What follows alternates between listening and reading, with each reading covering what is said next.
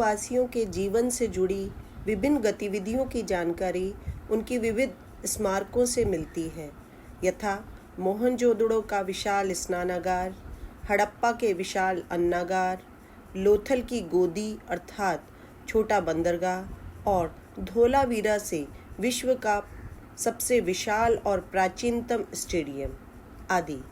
पटना के कुम्भहार से मौर्यकालीन भव्य राजप्रासाद के अवशेष मिले हैं, जो प्राचीन भारत की समृद्ध काष्ठ कला का परिचय देते हैं। मौर्यकालीन एकाश्मक स्तंभ अपनी विस्मयकारी पॉलिश और सजीव पशु आकृतियां कला के उत्कृष्ट उदाहरण हैं। भरहूत, बोधगया और सांची के स्तूपों से न केवल शुंगकालीन कला की जानकारी मिलती है, वरन तत्कालीन जनजीवन की प्रचुर झांकियां भी देखने को मिलती हैं। स्तूपों और इनके तोरण द्वारों पर अंकित बौद्ध धर्म के कथानकों से जन सामान्य के सामाजिक जीवन, धार्मिक विश्वास, वस्त्राभूषण आदि के विषय में महत्वपूर्ण जानकारी मिलती है। विदिशा स्थित हेलियोडोरस का गरुड़ स्तंभ शुंग काल में वैष्णव धर्म की लोकप्रियता का एक सुंदर प्रतीक है। गुप्तकालीन मंदिरों का सर्वोत्कृष्ट उदाहरण देवगढ़ का दशावतार मंदिर है। इस काल में बड़ी संख्या में मंदिर और मूर्तियां मिली हैं, जो मूर्ति कला में बढ़ते हुए देसी तत्वों के साथ साथ यह भी जानकारी देती है कि एक बार समाज में पुनः ब्राह्मण धर्म का बोलबाला होने लगा था। चोल काल में मंदिर निर्माण कला का अभूतपूर्व विकास हुआ। इसका ज्वलंत उदाहरण तंजौर का बृहदीश्वर और राजराजेश्वर मंदिर है। इनके प्रचुर शिल्प अलंकरणों में तत्कालीन धार्मिक अवस्थाओं की झांकी देखने को मिलती है। विदेशों में भारतीय धर्म और संस्कृति के प्रभाव की जानकारी दक्षिण एशिया एवं मध्य एशिया में मिले मंदिरों, चैत्यों, स्तूपों और अन्य कलाकृतियों से होती है। कंबोडिया के अंगकोर वाट के मंदिर की दीवारों पर रामायण की कथाएं मूर्ति शिल्प के रूप में अभिव्यक्त होती हैं। जावा में बोरोबुदूर का विशाल बौद्ध स्तूप और मंदिर बौद्ध धर्म की लोकप्रियता का एक भव्य स्मारक है।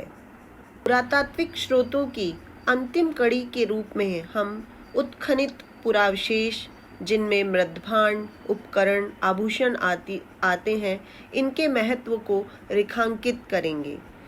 अन्वेषण एवं उत्खनन से प्राप्त प्राचीन काल के अन्य भौतिक अवशेष जैसे मृद्भांड, पाषाण, धातु उपकरण, अस्त्र शस्त्र, बर्तन, आभूषण आदि मौन एवं निशब्द होते हुए भी तत्कालीन जीवन के अनेक पहलुओं को मुखर रूप से उद्घाटित करते हैं। प्राचीन काल के विभिन्न स्थलों से मिट्टी के बर्तन बड़ी मात्रा में मिले हैं। इनकी गठन, बनावट और तकनीक के आधार पर इन्हें अनेक मृद्भांड संस्कृति वर्गों में भी विभाजित किया गया है। मृद्भांडों की ही भांति प्राचीन काल के पाषाण और धातु उपकरणों के माध्यम से संस्कृतियों के लक्षण और विकास क्रम को समझने में मदद मिलती है। पाषाण उपकरणों की तकनीक एवं बनावट के आधार पर हम पाषाण युग को 3 हिस्सों में बांट सके हैं: पुरापाषाण युग, मध्य पाषाण युग और नवपाषाण युग। धातु काल के औजारों, अस्त्रों शस्त्रों, बर्तनों आदि से भी अनेक महत्वपूर्ण जानकारियां मिलती हैं। सिंधु सभ्यता से प्राप्त ताम्र और कांस्य के सुंदर बर्तन धातुओं की उत्तम ढलाई और विकसित धातु प्रौद्योगिकी के प्रमाण प्रस्तुत करते हैं। परवर्ती काल में लौह तकनीक के ज्ञान के विकास और प्रसार को प्राचीन भारतीय इतिहास की द्वितीय नगरीय क्रांति से जोड़ा जाता है। प्राचीन काल के अन्य पुरावशेषों में आभूषण, खिलौने, अस्थि अवशेष आते हैं, जिनसे भी उनके जीवन से जुड़ी अनेक महत्वपूर्ण जानकारियां उजागर होती हैं। आशा है आप समझ गए होंगे कि पुरातात्विक साधन ऐतिहासिक लेखन में किस प्रकार उपयोगी और महत्वपूर्ण है।